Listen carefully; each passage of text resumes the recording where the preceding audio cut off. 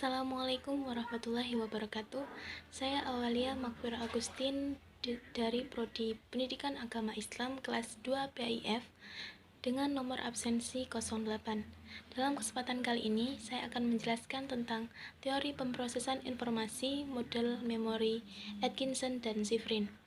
Dalam suatu proses pembelajaran, seseorang akan menerima dan mengolah informasi tersebut di dalam sebuah memori.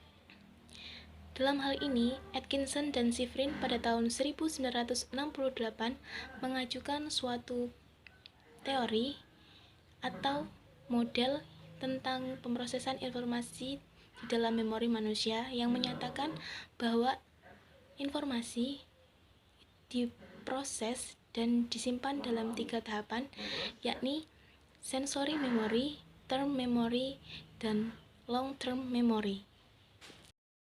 Baiklah, yang pertama adalah sensory memory atau SM. Informasi masuk ke dalam sistem pengolah informasi melalui berbagai saluran sesuai dengan inderanya. Maksudnya di sini adalah jika seseorang menerima informasi berbentuk buku atau tulisan-tulisan, informasi tersebut masuk melalui indera penglihatan. Dan jika seorang menerima informasi melalui sebuah audio, maka informasi tersebut masuk melalui indera pendengaran. Dan jika informasi tersebut masuk melalui informasi yang didapat tersebut berupa video, maka informasi yang masuk melalui indera penglihatan serta pendengaran. Sistem persepsi dalam informasi menciptakan apa yang kita pahami itu sebagai persepsi. Dengan keterbatasan kemampuan serta informasi yang didapat terlalu banyak, tidak semua informasi dapat diolah. Informasi yang baru saja didapat akan disimpan dalam ruang sementara atau buffer yang disebut dengan sensory memory. Durasi penyimpanan dalam sensory memory ini kurang dari setengah second untuk informasi visual dan 3 second untuk informasi audio. Proses informasi dalam tahap pertama ini sangatlah penting untuk melanjutkan pada proses informasi tahap selanjutnya. Jadi perhatian pendengar, perhatian pembelajar sangat diperlukan dalam proses ini.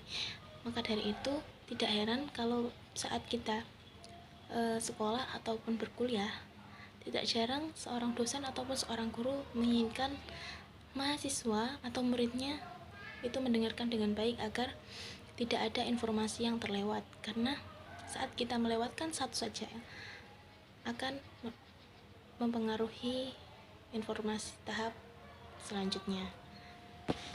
Baiklah, tahap selanjutnya adalah short term memory atau working memory. Short term memory atau working memory ini berhubungan dengan apa yang dipikirkan seseorang pada suatu saat menerima stimulus dari lingkungan. Durasi dari short term memory ini berkisar antara 15 sampai 20 menit dan akan bertambah lama jika terjadi pengulangan pada informasi. Informasi yang tersimpan dalam short term memory ini akan berangsur-angsur hilang ketika informasi tersebut tidak lagi dibutuhkan. Dan informasi yang tersimpan dalam short term memory ini akan, jika terus digunakan, akan masuk pada tahap penyimpanan yang selanjutnya, yaitu long term memory. Baiklah, yang selanjutnya adalah long term memory atau LTM. Long term memory merupakan memori penyimpanan yang relatif lama, yang dapat menyimpan memori meskipun memori tersebut tidak diperlukan lagi. Informasi yang tersimpan ke dalam long term memory akan diorganisir ke dalam suatu pengetahuan tertentu atau biasa disebut dengan skema. Skema akan mengelompokkan elemen-elemen informasi sesuai dengan bagaimana ia digunakan, dan skema memfasilitasi akses informasi saat ia akan digunakan ke depannya. Dengan demikian, keahlian seseorang didapat dari pengetahuan yang ada di dalam long term memory. Penyimpanan di dalam long term memory itu seperti penulisan data dalam disket atau hard disk komputer atau perekaman suara pada kaset.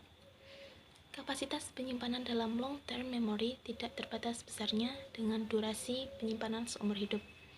Kapasitas tidak terbatas besarnya diartikan sebagai seorang tidak akan pernah kekurangan ruang untuk menyimpan informasi baru walaupun berapapun umur dari orang tersebut.